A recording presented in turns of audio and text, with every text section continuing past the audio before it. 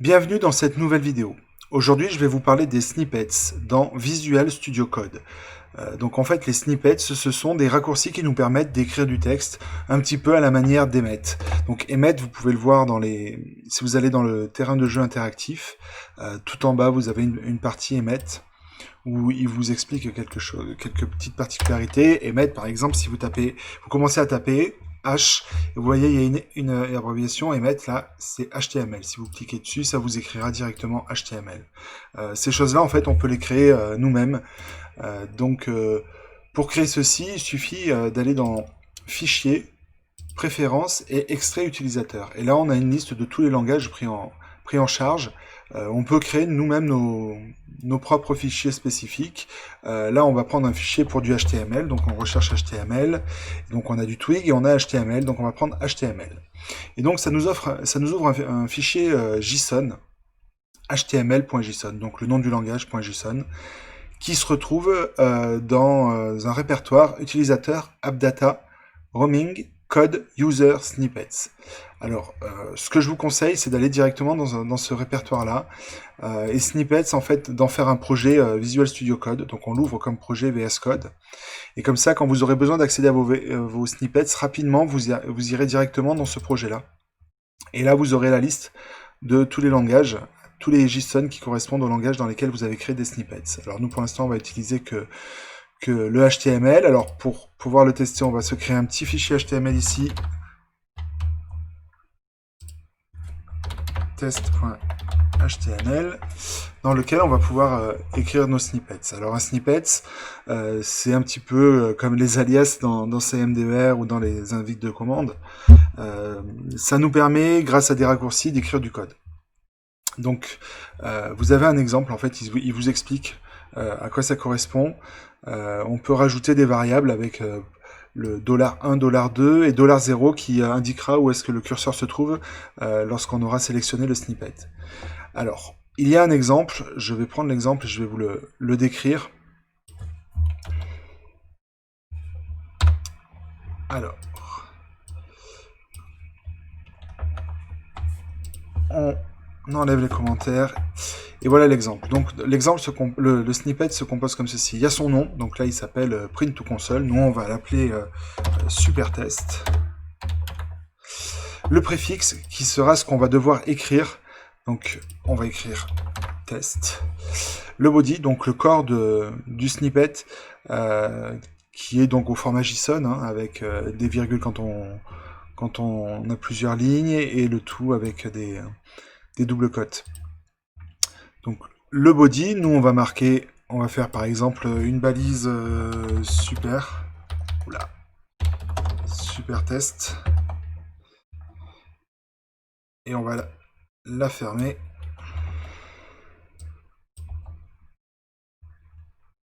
Donc on aura une belle balise super test, et au milieu on va mettre le paramètre, donc $1, et on va lui dire bah, tu finiras après. Donc là on va lui mettre $0. Donc en faisant ça, quand on va écrire test et qu'on va sélectionner le snippet, il va écrire cette balise super test, va nous mettre un paramètre ici sur lequel on pourra écrire.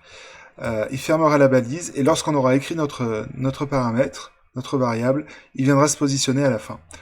On va lui changer le nom, on va lui dire ceci est une balise super test, et on va sauvegarder le fichier. Maintenant, le JSON est sauvegardé, on va venir dans notre fichier HTML et on va écrire donc test. Quand je commence à écrire, hop, vous voyez, rien qu'avec TE déjà, j'ai mon snippet qui apparaît ici, donc il y a son nom, c'est test, et son explication, ceci est une balise.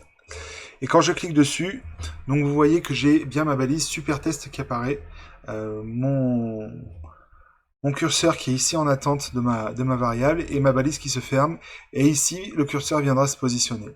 Donc si j'écris par exemple ici ma variable test, et que après je fais tab, j'arrive directement sur l'endroit où devait se positionner le curseur. Après, on a moyen de faire des choses un petit peu plus poussées. On peut aussi nommer les variables. Donc pour ceci, il suffit d'aller au niveau de notre variable, $1, et on va mettre des accolades, comme ceci. Et donc on va lui dire que notre variable 1, elle correspond, on va lui dire variable 1, tout bonnement. Et ensuite, cette variable, on va la dupliquer ici, et on va lui dire variable 2, et ici nous avons notre variable 2. Et donc maintenant, quand on va venir dans le fichier HTML, quand on va taper test, on va donc avoir notre variable 1, vous voyez, qui est écrit. On écrit ce que l'on veut, on va écrire test 1, tab, on passe sur la deuxième variable, test 2 et tab, et on arrive là où le curseur devait se trouver. Ensuite, on peut coupler les variables, en fait, les variables sont couplées, c'est-à-dire que si là je mets encore ma variable, je mets 2 fois ma variable 1, que je sauvegarde, je viens ici, je supprime. Quand je vais faire test, en fait les deux variables sont couplées, donc j'ai un double curseur qui apparaît sur chaque variable, et quand je vais écrire, donc mon texte va s'écrire, et si je fais tab, j'arrive directement à la fin là où le curseur devait se trouver. Donc ça peut être très pratique si vous avez des choses qui se répètent assez souvent, ou qui sont un peu lourdes à écrire, des if et else en Twig ou des choses comme ça. Donc c'est assez pratique de pouvoir se créer ces choses-là, et surtout on peut les créer dans tous les langages. Donc on peut les créer pour tout type de fichiers et tout type de langage. Le JSON, le YAML, le TXT, le docu, wiki, enfin tout ce que vous voulez, vous pouvez tout créer grâce à ça. Donc c'est pour ça que c'est intéressant, je trouve, d'avoir un projet qui correspond au répertoire des snippets, comme ça on le trouve facilement, et vous pouvez même le coupler, si vous avez vu mes vidéos sur CMDER, avec un petit alias CMDER qui ouvre directement VS Code, qui ouvre directement ce projet-là de snippets avec VS Code, et comme ça vous avez accès à vos snippets très rapidement grâce à CMDER. Voilà, ça sera tout pour aujourd'hui. Bonne continuation à tout le monde. N'oubliez pas de vous abonner et mettez-moi des petits pouces, et à bientôt.